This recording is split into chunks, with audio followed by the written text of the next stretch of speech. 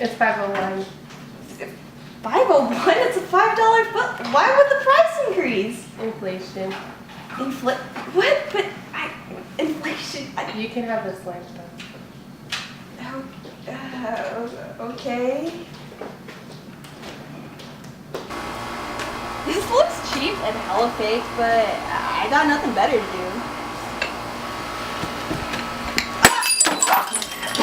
Who the hell are you? I'm the inflation genie. Inflation genie? Hold on, do you grant wishes? Can I have like a mansion, a car, a really hot husband, $1 million? That $1 million will be worth a lot less when you get old enough to spend it. Besides, I don't even grant wishes. Wait, you don't grant wishes, so what the hell do you even do and why should I care? I'm a business treaty. I will teach you about inflation and unemployment. Where's he going?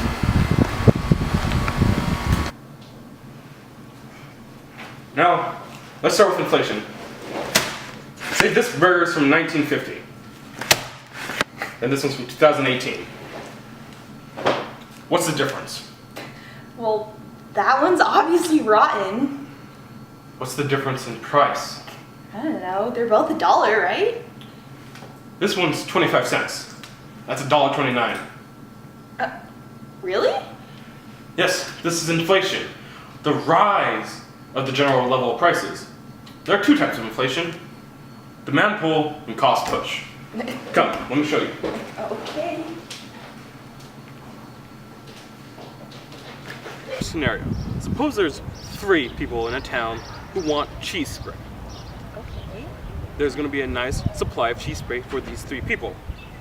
Now, what happens when a 4th person comes to town who also wants cheese spray?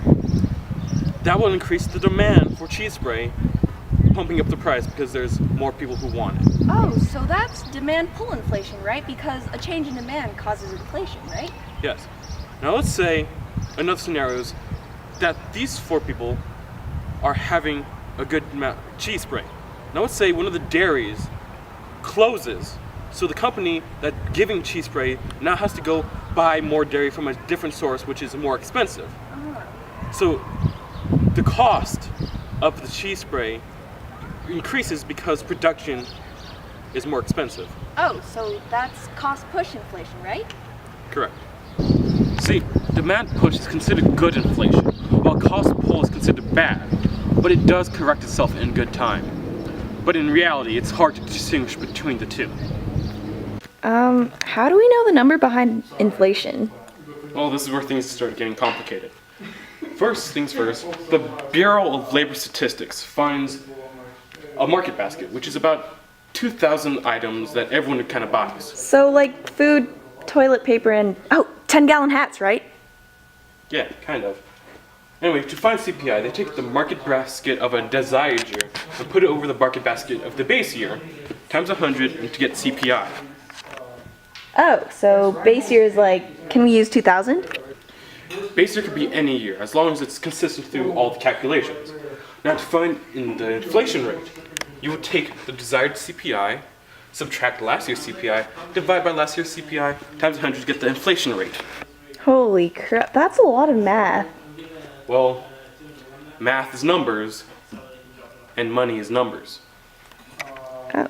There's also the rule of 70s, which is the 70 divided by inflation rate, which tells you the time it takes for inflation to double. So if prices can go up, is it possible for prices to go down? Yes, that's called deflation, but that hasn't happened since 2009, and it's extremely rare. Oh, so inflation is always going up at a steady rate.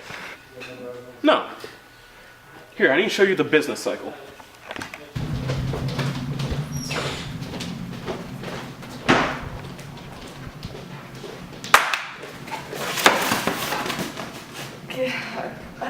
Another chart? This looks like a bumpy hill. What is this? This is the business cycle. It is split into 4 phases. First phase is the peak. It is where real GDP is the highest and unemployment is the lowest. Wait, what the heck is real GDP? It's how much money a country makes, but we'll get into more. That's a different lesson. The real, in between, before GDP, means that inflation is factored out of the final product.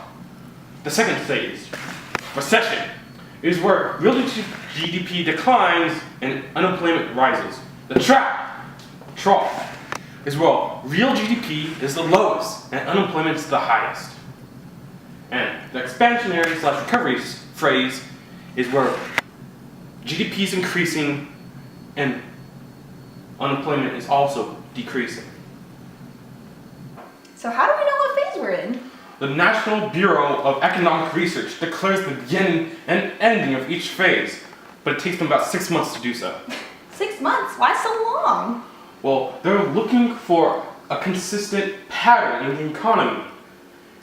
Sometimes GDP could be decreasing 1 month, and then the next month it could be increasing. That's why we anticipate 1 to 3% inflation. Anything over 3%, which is mild inflation, is unanticipated and can lead to shocks. Okay, so shocks just change the price level, so what? They do much more than that.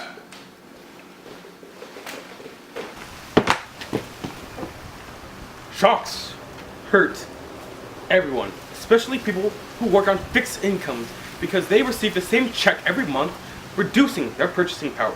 Well, people should have money in banks saved up just in case of situations like this, right? Savers are hurt by inflation because they are saving money for something that's more expensive in the future. Well, why can't banks just help them? Banks and lenders are also hurt by shocks because they anticipate inflations. So when shocks occur, they have a chance of losing money on a loan. So, shocks, do they hurt everybody? Everyone except debtors, because they owe the same amount of money no matter the inflation rate. Companies factor inflation because they give their workers little raises to cancel out inflation. This is called cost of living adjustments. So in the business cycle, you also talked about unemployment increasing and unemployment decreasing. Unemployment is measured differently than inflation. Every 3 months, the government sends out a random survey to about 60,000 households to separate the population into 3 groups. Okay, hold on. So there's those who work, those who don't, and those who are too young and too old, right? Close but no cigars. There's those who are not in the labor force, like kids. Those who choose not to be in the labor force, like people who are retired, and the labor force, which are anyone who's 16 and older, willing and able to work. Here, let me show you some examples. Hey girl, how old are you? 14. Excuse me, sir. Do you have a job? I'm retired. I was in the army for 27 years. Hey, man, do you have a job? Excuse me. Do you have a job? I have a boyfriend. You see here, Becky has a boyfriend, but she's also in school, which is why she's not part of the labor force. Excuse me, ma'am. Do you have a job? No, for the past 3 years I've been trying to find a job and I've just given up at this. Excuse me, sir. Do you have a job? Yeah. To calculate the rate of unemployment, take the unemployed and put it over the labor force. Remember, the labor force doesn't include anyone who's under 16, institutionalized, or choosing not to work.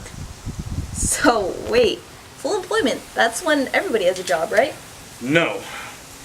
That just means the current rate of unemployment equals the natural rate of unemployment. In the USA, that's about 5%.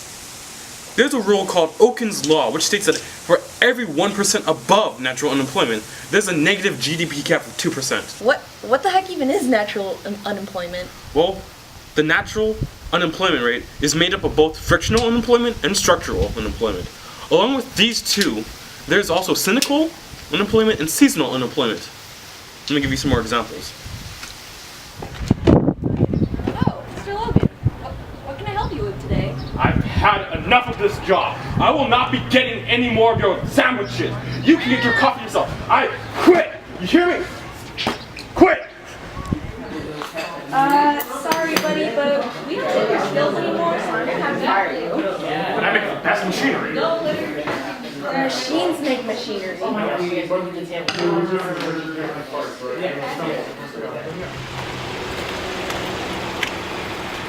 Hey, Logan, that's a nice car. Where'd you get the money for this? Well, you see, I work as a mall Santa for winter.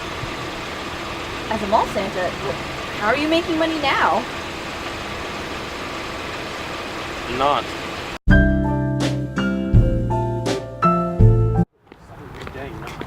Hey y'all, I hate to be the bearer of bad news, but since the economy has gone down, I'm gonna need to let a couple of you guys go. What? No, hold up. But it's okay, just calm down. I'm just gonna let go of Justin and Logan.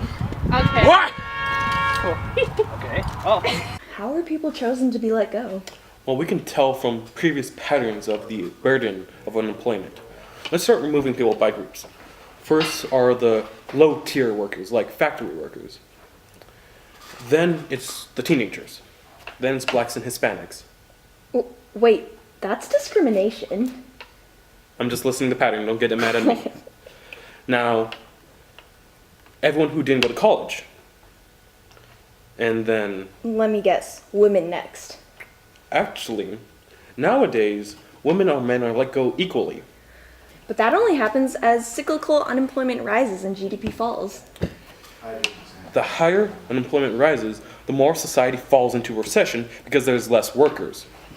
Meaning there's less productivity, meaning that there's higher prices, and when there's less money in circulation, creating a downward spiral of the economy.